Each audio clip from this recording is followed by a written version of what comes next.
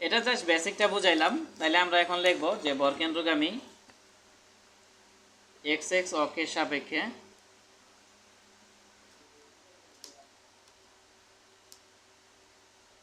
Moment of inertia.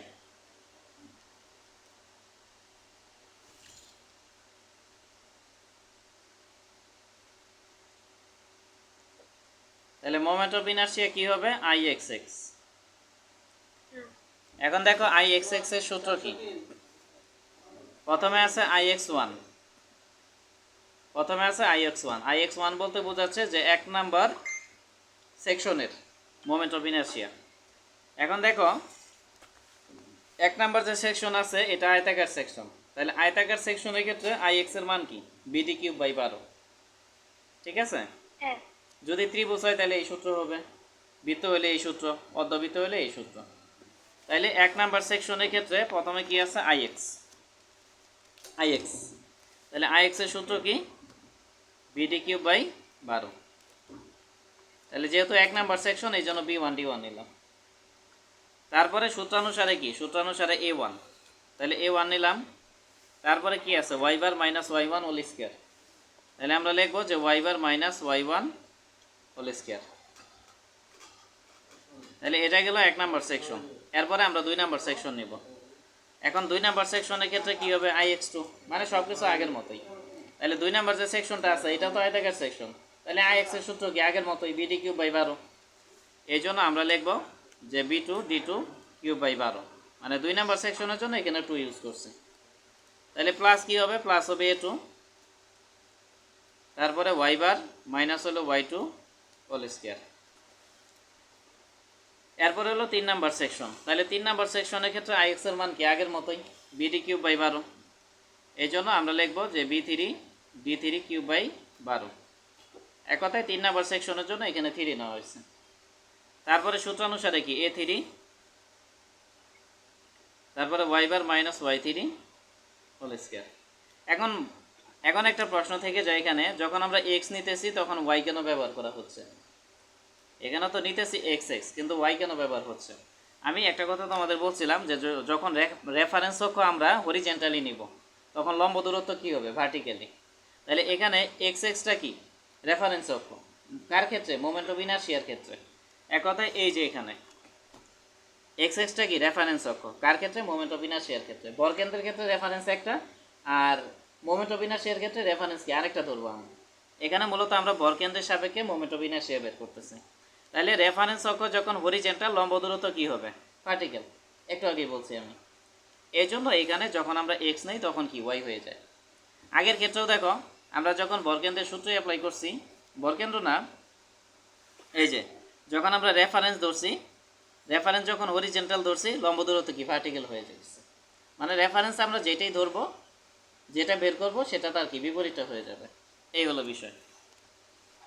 তাহলে নুসরাত, এই পর্যন্ত কোনো প্রশ্ন আছে কিনা? থাকলে বলতে পারো। না স্যার, প্রশ্ন নেই। আচ্ছা, এখন দেখো, এখন জাস্ট মান বসাবো। এখন মান বসানোর জন্য আমি আরেকটা কৌশল লিখে দিছি তোমাদের জন্য।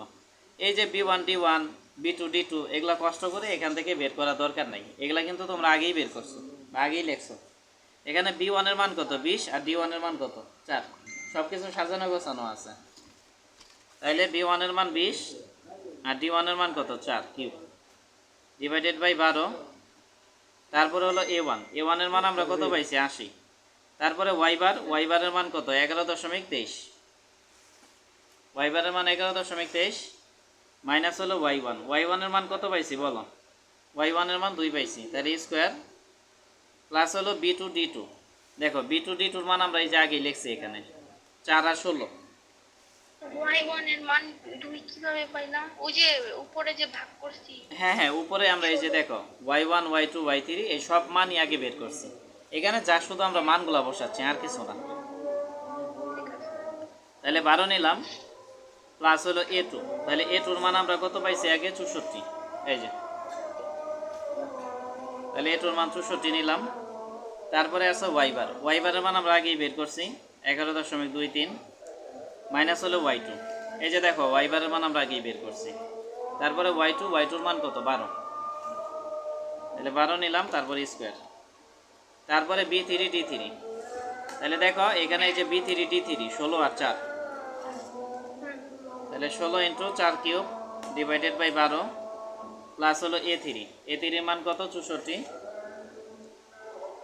তারপরে ওয়াই বারের মান হলো 11.23, তাহলে 11.23 নিলাম, মাইনাস হলো Y3, তাহলে Y3 মান কত, Y3 মান আমরা পাইছি 22, তাহলে 22 নিলাম, তারপরে কি স্কোয়ার দিলাম। তাহলে এ পর্যন্ত কোনো প্রশ্ন আছে কিনা, থাকলে বলতে পারো। জাস্ট আমরা শুধু মানগুলা বসাইছি, মানে আগে যে মানগুলা পাইছি ওই মানগুলা বসাইছি। প্রশ্ন আছে? তাইলে ভরকেন্দ্র যদি কেউ বের করতে পারে তার জন্য কি মোমেন্ট অফ ইনারশিয়া একদম ইজি। এই জন্যই বলছি যে একটা নিয়ম দিয়ে কি সব হবে।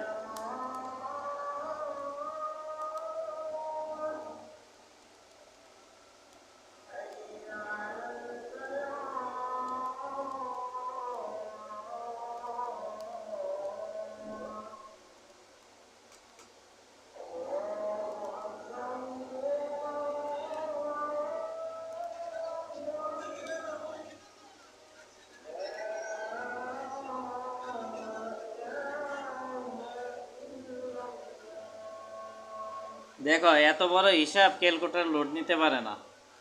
লোড যেহেতু নিতে পারে না, আমি এই পর্যন্ত ক্যালকুলেটরে তুলছি, এই যে এই পর্যন্ত দেখো।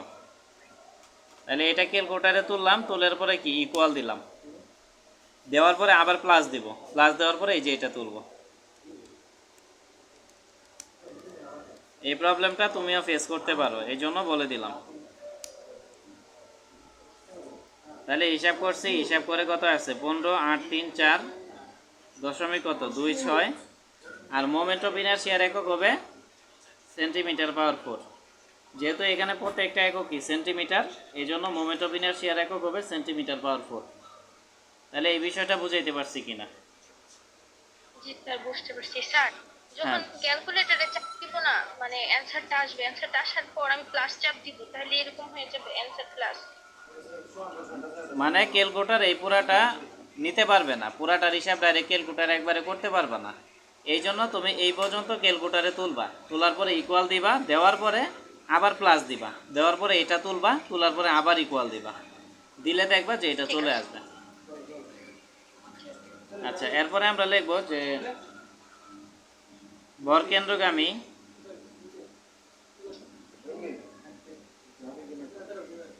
YY অক্ষের সাপেক্ষে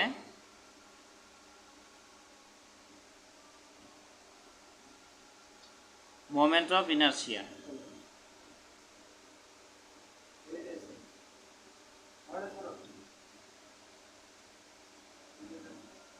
তাহলে ভরকেন্দ্রগামী YY অক্ষের সাপেক্ষে মোমেন্ট অফ ইনারশিয়া IYY। তাহলে দেখো IYY এর ক্ষেত্রে কি হবে, আবার আমরা সূত্র বিশ্লেষণ করব। এখন দেখো IYY, এটার প্রথম সূত্র কি IY, মানে মূল ফরম্যাটে যে একটাই IY। তাইলে এখানে 1 নম্বর যে সেকশন আছে এটা কি আয়তাকার, তাহলে আয়তাকার সেকশনের ক্ষেত্রে IY এর মান কি, IY এর মান হলো DB³/12। এই জন্য আমরা নিব এখানে D1B1³/12, যেহেতু 1 নম্বর সেকশন এই জন্য 1 1 নিলাম। তারপরে প্লাস সূত্র কি আছে বলো, A1,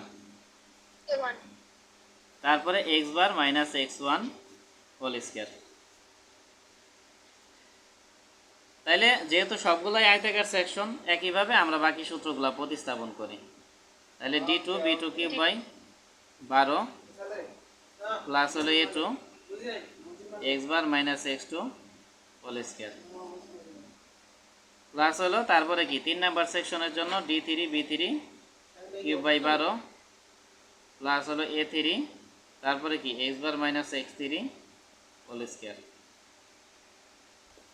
এই পর্যন্ত। এরপরে জাস্ট আমরা মানগুলো বসাবো। তাহলে দেখো মান বসানোর একটা সহজ টেকনিক দেখাই। আচ্ছা, এখানে আছে ডিবি, ডিবি মানে কি, আগে আমরা লিখছি বিডি, তাহলে এখন কি ডিবি, ডিবি মানে কি এটা ডি আর এটা বি, তার মানে 4 20। মানে প্রথম দিকে আমরা মান বসাবো 20 তারপরে কি 4 20 মানে উল্টা দিক থেকে।